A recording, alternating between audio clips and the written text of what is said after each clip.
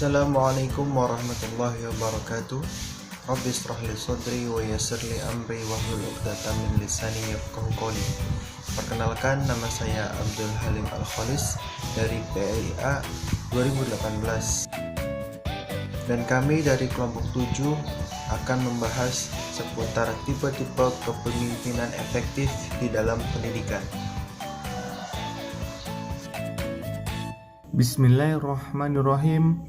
Assalamualaikum warahmatullahi wabarakatuh. Perkenalkan, nama saya Tugastono Taufik. Saya dari kelas PAIA 2018. Assalamualaikum warahmatullahi wabarakatuh. Saya Bagas Nugroho, kelas PAIA 18. Bismillahirrahmanirrahim. Assalamualaikum warahmatullahi wabarakatuh. Perkenalkan, saya Tasya Rodatul Zikri dari kelas PAIA 2018.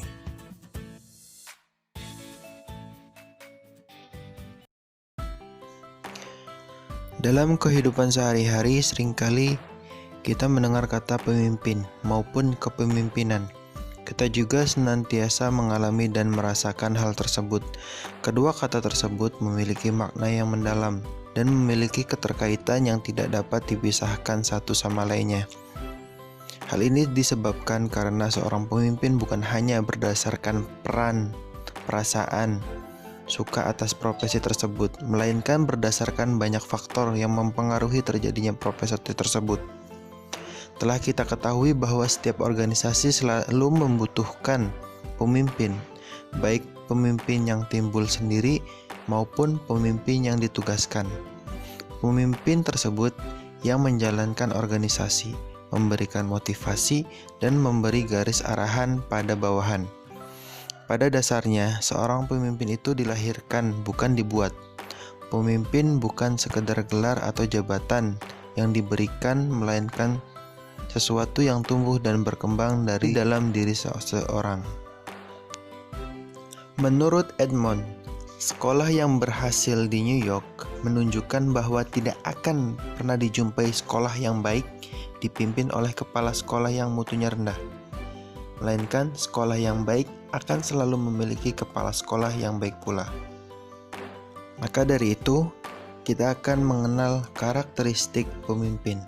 Yang pertama, memiliki hasrat untuk memimpin dan bertindak dengan keberanian dan pertimbangan yang mendalam dalam situasi yang sulit.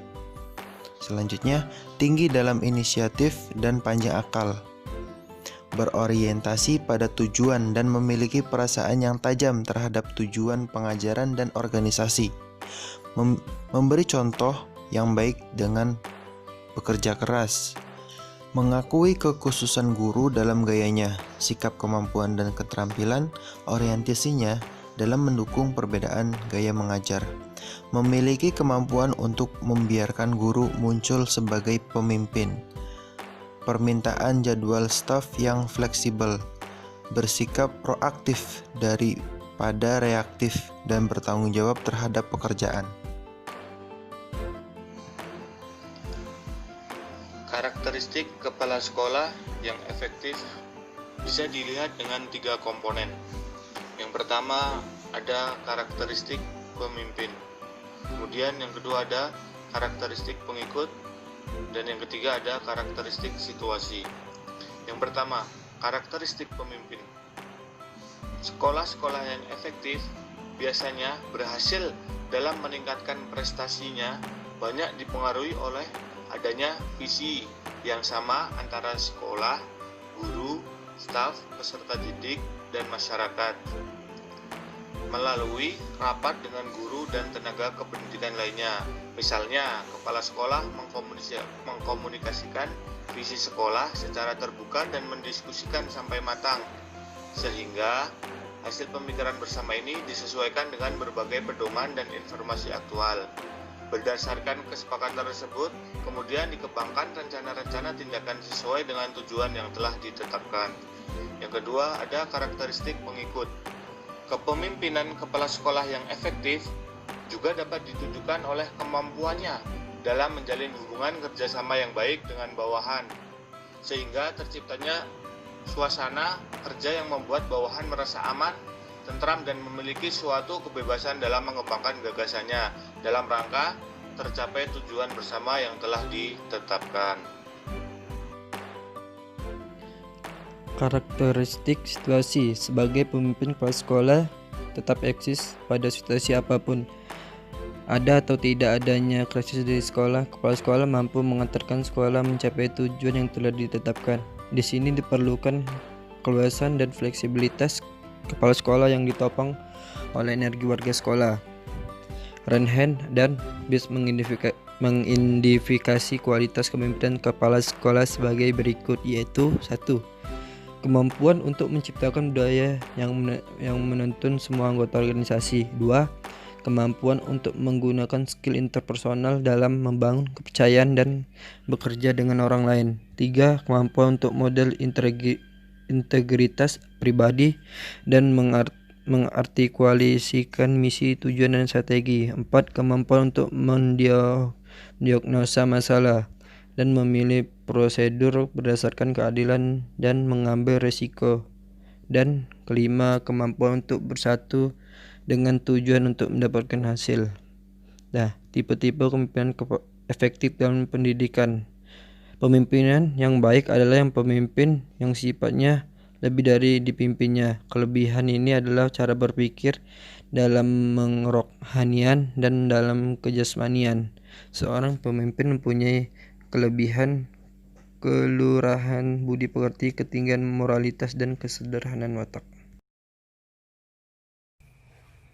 Sesuai dengan gaya kepemimpinan, terdapat 3 tipe kepemimpinan, yaitu yang pertama, kepemimpinan yang berorientasi pada tugas, dapat dilihat dari kualitas keinginannya menyelesaikan suatu tugas. Yang kedua, kepemimpinan yang berorientasi pada hubungan kerja, dapat dilihat dari kualitas hubungan kerja dengan orang lain, baik hubungan vertikal maupun horizontal, yaitu hubungan dengan bawahannya, atasannya, serta hubungan dengan sejawatnya. Yang ketiga, kepemimpinan yang berorientasi pada keefektifan, dapat dilihat dari kemampuannya untuk memperoleh produktivitas yang tinggi. Seorang pemimpin memiliki paling tidak 5 power, yaitu yang pertama, reward power, yaitu kewibawaan yang menyebabkan bawahan atau orang lain melaksanakan tugas tertentu dengan harapan agar memperoleh hadiah yang diberikan. Yang kedua, coercive power, yaitu kewibawaan yang mendorong bawahan atau orang lain berbuat sesuatu dengan motivasi agar terhindar dari hukuman yang diberikan oleh pemimpin. Yang ketiga, legitimate power, yaitu kewibawaan yang mendorong bawahan atau orang lain mengerjakan sesuatu karena memiliki kewenangan sehingga orang lain mempunyai kewajiban mematuhinya. Yang keempat, expert power, yaitu bawahan atau orang lain melaksanakan tugas karena percaya bahwa pribadi pemimpinnya memiliki pengetahuan khusus dan keahlian serta mengetahui apa yang diperlukan oleh bawahannya. Yang kelima, referent power, yaitu bawahan melaksanakan tugas karena kagum terhadap pribadi pemimpinnya. Bahkan bawahan ingin memperoleh restu serta berkeinginan untuk bisa berbuat atau tampil seperti pribadi pemimpinnya. Kesimpulannya, yang pertama, keberhasilan sekolah dalam meraih mutu pendidikan yang baik banyak ditentukan melalui peran kepemimpinan kepala sekolah. Peningkatan mutu sekolah membutuhkan kepala sekolah efektif. Hakikat kepemimpinan yang efektif adalah kemampuan untuk mempengaruhi atau mendorong seseorang atau sekelompok orang agar bekerja secara sukarela untuk mencapai tujuan tertentu sasaran dalam situasi tertentu. Dalam memimpin, seorang kepala sekolah harus dapat mempengaruhi orang lain agar mau bekerja dengan sungguh-sungguh untuk mencapai keefektifan sekolah.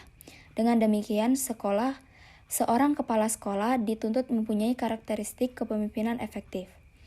Kedua, begitu pula dengan kepemimpinan yang efektif di dalam pendidikan harus mempunyai budi pekerti dan moralitas yang tinggi, kesederhanaan watak, dan memiliki power untuk memimpin dengan efektif. Sekian video pemaparan tentang tipe-tipe kepemimpinan efektif di dalam pendidikan dari kelompok 7. Kurang lebihnya mohon maaf. Akhirul kalam. Wassalamualaikum warahmatullahi wabarakatuh. to